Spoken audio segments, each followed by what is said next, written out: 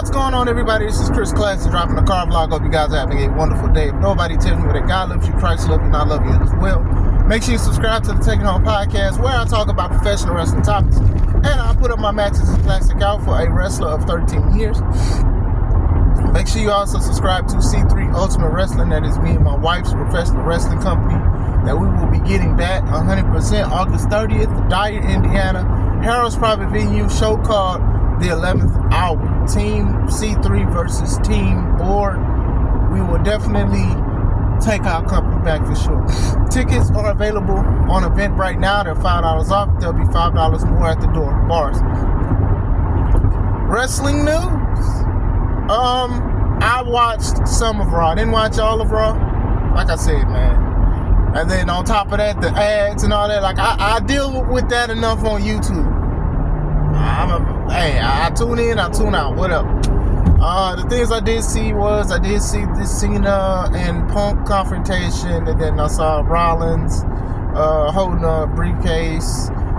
Great segment. I know they're going to Saudi Arabia for Night of Champions. I did think that Punk was appalled and opposed to going, but who knows? It is what it is.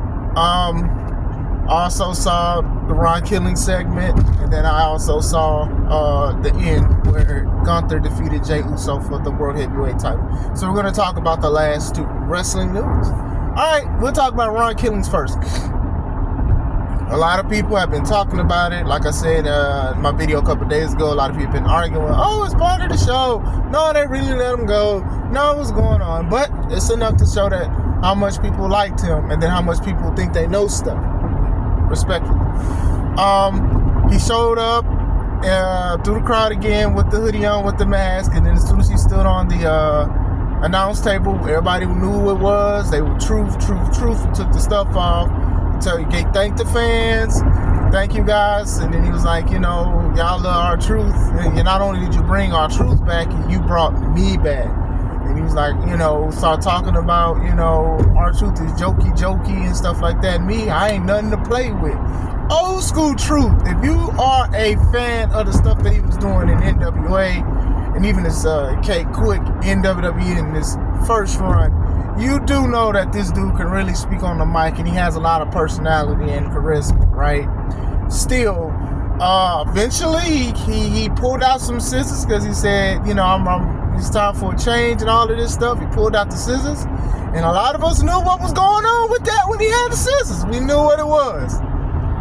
He got them scissors. Everybody's like, whoa. And he proceeded to cut the last remaining 6 dreads that he had on his head. Had a holy SH, chant and everything. He was like, I'm Ron Killings. And then the crowd cheered. Michael Cole clapped. I don't know if Michael Cole clapped because he was happy for Ron Killings. He was happy that he finally let those 6 dreads go. I don't know. But he did clap for Ron Killings. And then there's videos saying, hey, Ron Killings is taking over. He said this in like one of the little promos for like Instagram or YouTube short and stuff like that. Let's talk about it.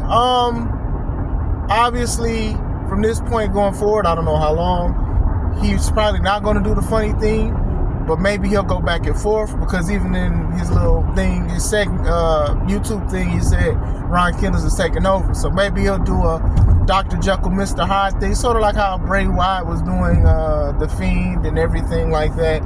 They could be doing stuff like that, or they could be having Ron do more serious stuff. Like, maybe this is part of his new contract. Look, sometimes WWE, they don't want you to do certain things, and they want you to keep a certain image and stuff like that. And maybe he wanted to cut his hair. There was a story of Saraya, formerly known as Paige. She wanted tattoos when she was in WWE, and they was like, no, they didn't want her to get tattoos at the time because of the image that she had. And to be honest with you, I do think that was a good decision on WWE's part. Now, I know a lot of people are going to be like, oh, well, she can do anything with her body. No, there's certain things and certain images and certain things that WWE has put out as far as figures, video games and stuff. And some people do. They get released and they get all the tattoos. It's like a pamphlet of things to do when you get released by WWE. You get released by WWE, some people retire, or some people go to the tattoo shop and get all the tattoos they want, But still, R-Truth, he only had 6 dreads. So I don't know if he wanted to finally cut them. And they said no, or maybe when he got released, sometimes, you look at stuff in hair. Cutting your hair is one of those things where people be like, you know what, I'm gonna do a rebirth thing. I'm gonna become something new. Cutting hair is symbolic to like starting over sometimes, or starting fresh, trying to do a change. Good for him.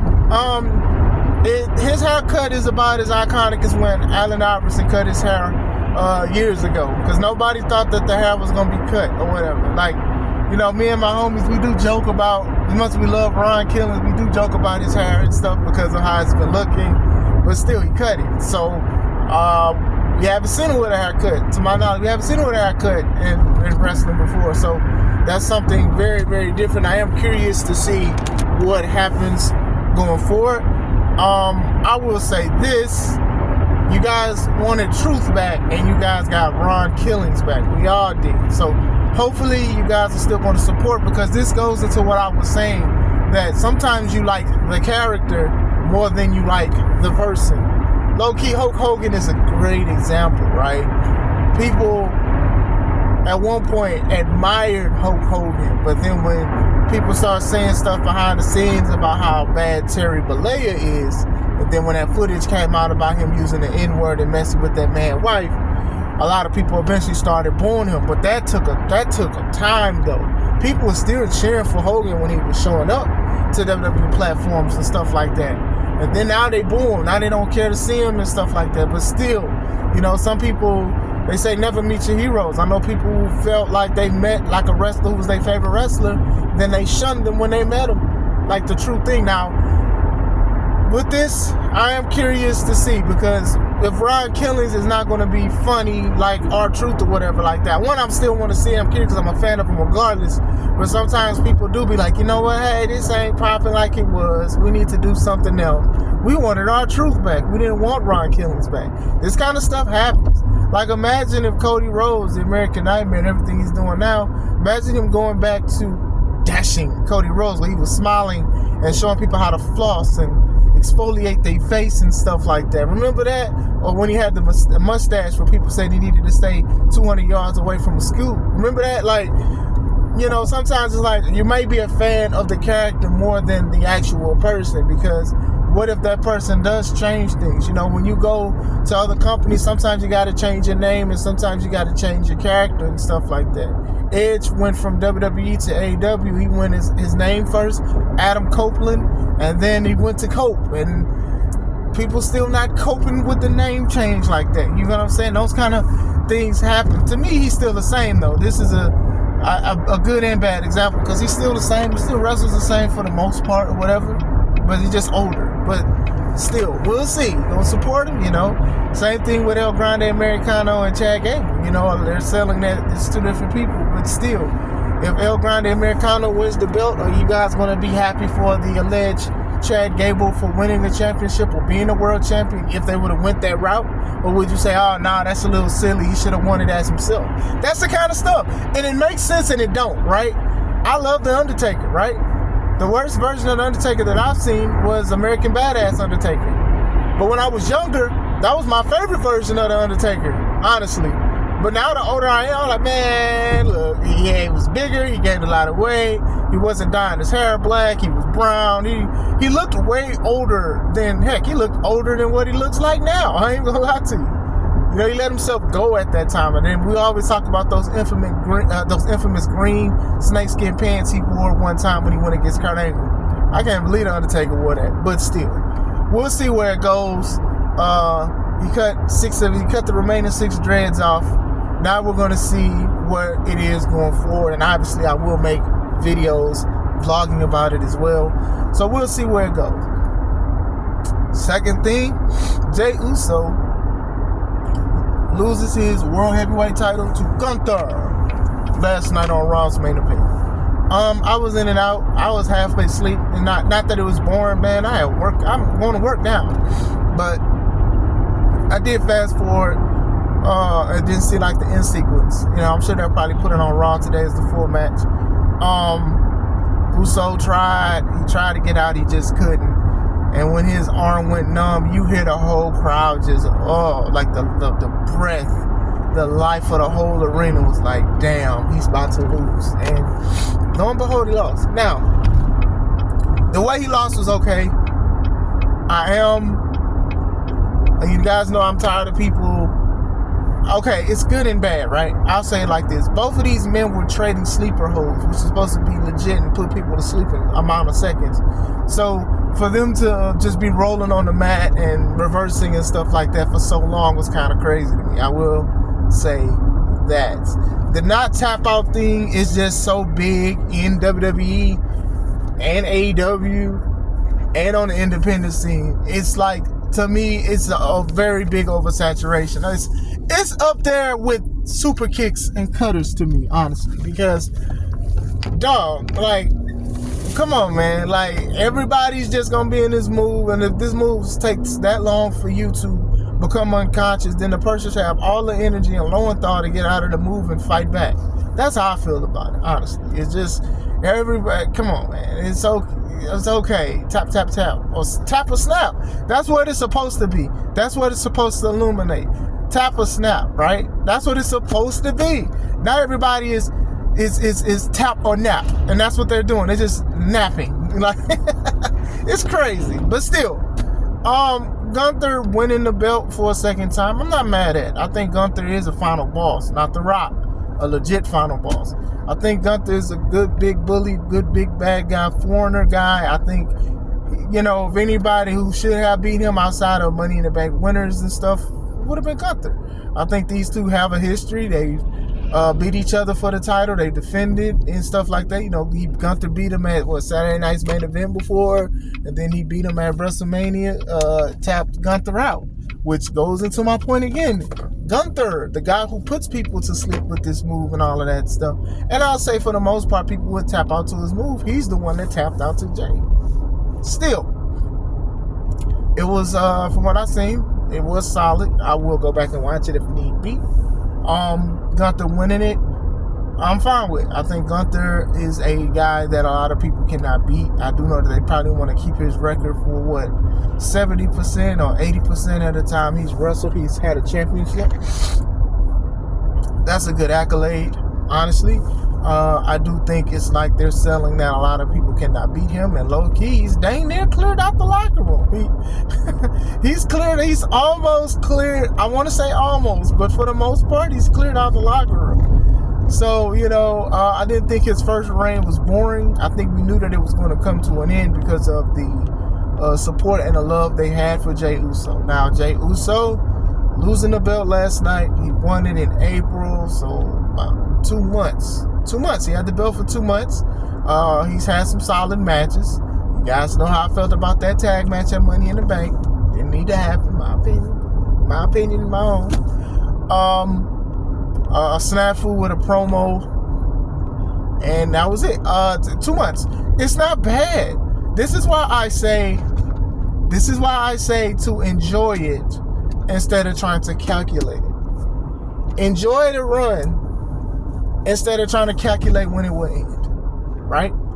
I think a lot of people try to calculate it more than enjoying the magic that Jey Uso had. Now, I can't sit here and say I'm a WWE employee and can say that is the last time Jay's going to get it, but I can also side-eye you guys and be like, come on now. We know how they be doing stuff. Even the Money in the Bank, for the most part, most of the people who win it and they cash in, they don't have it for a long time. I don't want to say defeats the purpose of the Money in the Bank, but it kind of gives it a Money in the Bank curse, if that makes sense. Tiffany cashed in hers on Nia, and we'll see how long that goes. I mean, Damian, he cashed it in, but he lost. He had a decent run, but still. But that goes into my other bullet point. You don't need to have a year-long reign. You don't need to have a 6-long reign. Sometimes people just can't keep a championship. Sometimes people are better challengers than champions. We see this in boxing. We see this in UFC matches. We see this in a lot of MMA stuff. We see this in a lot. And I think that I was happy for Jay. I said justice for Jay. A lot of people said justice for Jay.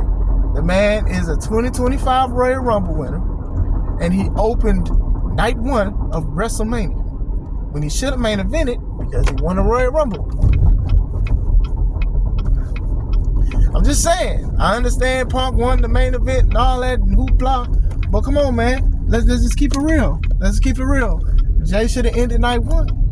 They didn't do it. So low key, that was kind of a writing on the wall for a lot of people too, because dang, he won the Royal Rumble and he opened up the show. Like, see, and I did it too, but I enjoyed it. I calculated and I enjoyed it as well. Some people are shocked that Gunther beat him last night. I'm not shocked, really.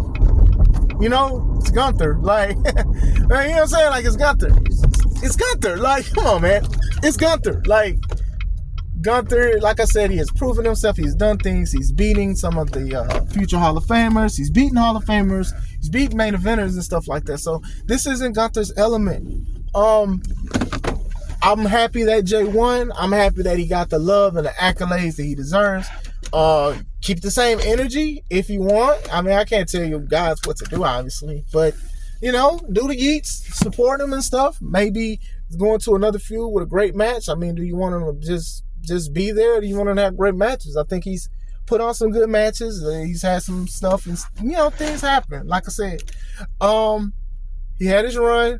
A lot of people was yeeting. A lot of people was excited for. A lot of people wanted him to be a champion, and we got it. Was it a here damn moment? Sure, but enjoy it. I think he did deserve to be a world champion. I mean, they had this dude this dude